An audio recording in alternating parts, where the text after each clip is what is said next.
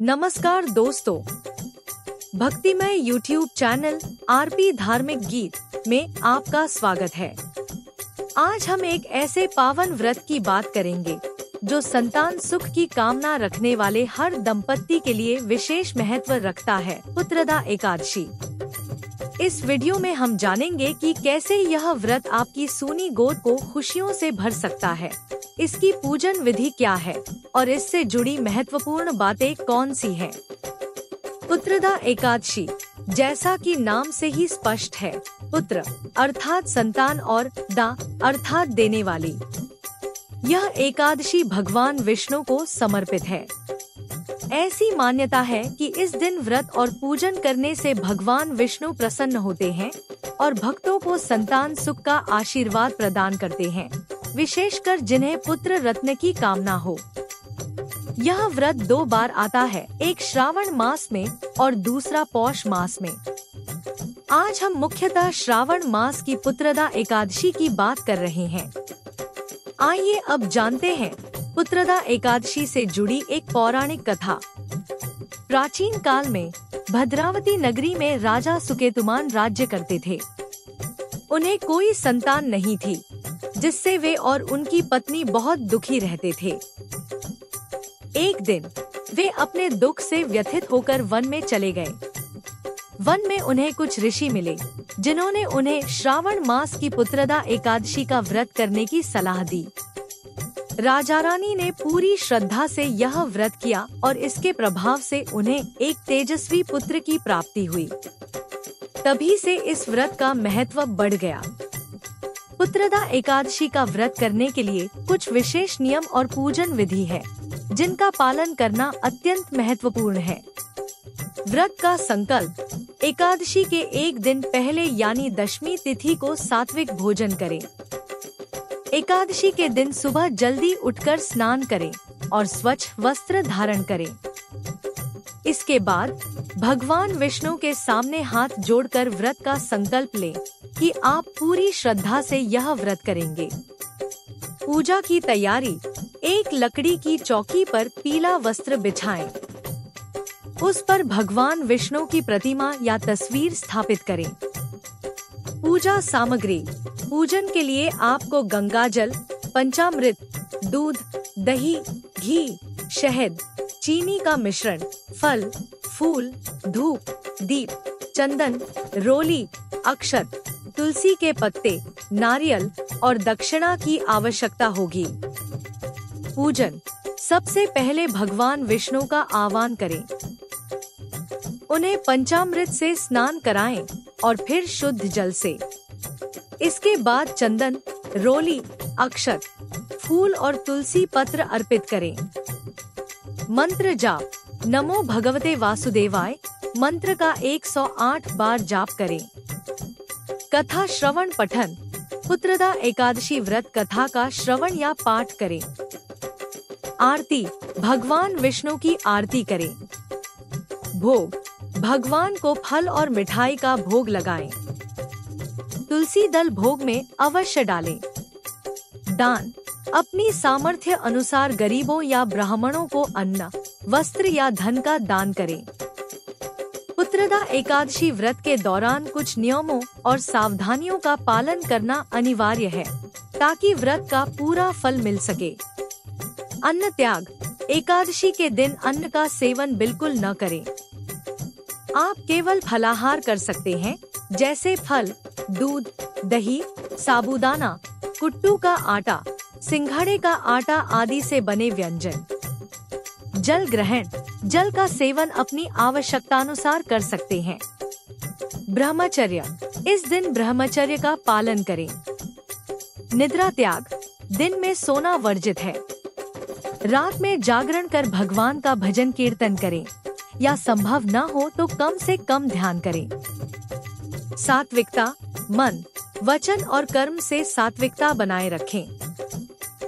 क्रोध, लोभ, ईर्ष्या जैसी भावनाओं से बचें। परनिंदा: किसी की बुराई न करें और न ही किसी के प्रति गलत विचार लाएं। अगले दिन पारण: द्वादशी तिथि को यानी एकादशी के अगले दिन व्रत का पारण करें। पारण सूर्योदय के बाद और हरिवासर समाप्त होने से पहले करना चाहिए। व्रत का सही फल तभी मिलता है जब उसका पारण भी सही विधि और सही मुहूर्त पर किया जाए। पारण का महत्व। द्वादशी तिथि को व्रत का पारण करना अनिवार्य है।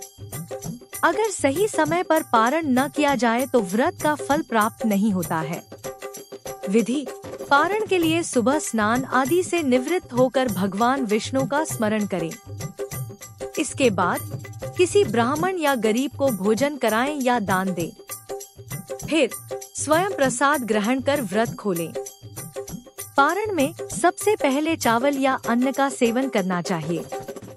मुहूर्त। पारण का मुहूर्त एकादशी के अगले दिन यानी द्वादशी को सूर्योदय के बाद और हरिवासर की अवधि समाप्त होने से पहले होता है। हरिवासर द्वादशी तिथि की पहली 1/4 अवधि होती है। यह सुनिश्चित करने के लिए कि आप सही समय पर पारण करें, आप अपने स्थानीय पंचांग या ऑनलाइन धार्मिक कैलेंडर की मदद ले सकते हैं। आम तौर पर पारण का समय सुबह 6 बजे से 10 बजे के बीच होता है, लेकिन यह सूर्योदय के समय के अनुसार भिन्न हो सकता है। पुत्रदा एकादशी के दिन कुछ विशेष मंत्रों का जाप और स्तोत्रों का पाठ करने से विशेष लाभ होता है। नमो भगवते वासुदेवाय, यह भगवान विष्णु का मूल मंत्र है।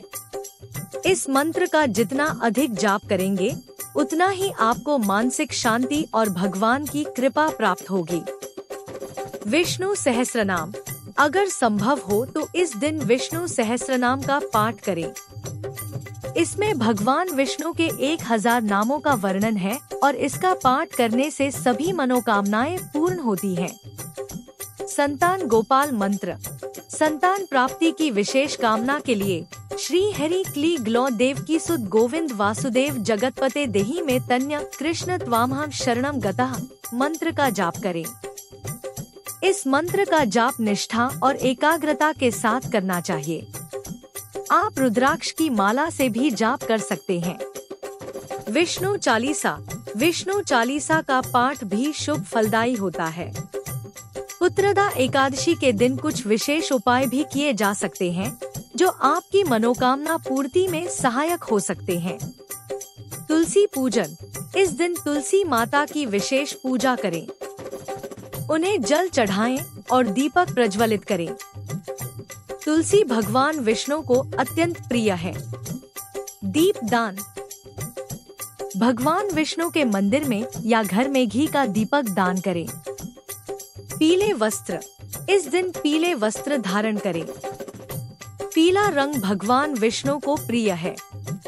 गाय सेवा। अगर संभव हो तो गाय को चारा खिलाएं। गाय में सभी देवी देवताओं का वास माना जाता है। अन्न दान। किसी गरीब या जरूरतमंद को अन्न, वस्त्र या दक्षिणा दान करें। यह महापुण्य का कार्य है। अखंड दीपक। अगर संभव हो तो पूजा स्थल पर पूरे दिन एक अखंड दीपक प्रज्वलित रखें। सबसे महत्वपूर्ण बात यह है कि कोई भी व्रत या उपाय पूरी श्रद्धा और विश्वास के साथ ही करें। आपका मन शुद्ध और भाव पवित्र होना चाहिए। तो दोस्तों, यह थी पुत्रदा एकादशी से जुड़ी संपूर्ण जानकारी। हमें उम्मीद है कि यह वीडियो आपको संतान प्राप्ति की आपकी यात्रा में सहायक होगा। पुत्रदा एकादशी का व्रत एक पवित्र और शक्तिशाली व्रत है, जिसे पूरी निष्ठा और विधि विधान से करने पर निश्चित रूप से शुभ फल प्राप्त होते हैं। भगवान विष्णु की कृपा से आपकी सूनी गोद अवश्य भरेगी। अगर आपको यह वीडियो पसंद आया हो तो इसे लाइक करें, अपने दोस्तों और परिवार के साथ शेयर करें और हमारे YouTube चैनल आरपी धार्मिक गीत को सब्सक्राइब करना न भूलें, ताकि आप ऐसे ही और धार्मिक वीडियो देख सकें। आपके प्रश्न और सुझाव कमेंट बॉक्स में जरूर लिखें। हम जल्द ही मिलेंगे एक और नए वीडियो के साथ। तब तक के लिए जय श्री हरि। पुत्रदा एकादशी की हार्दिक शुभकामनाएं।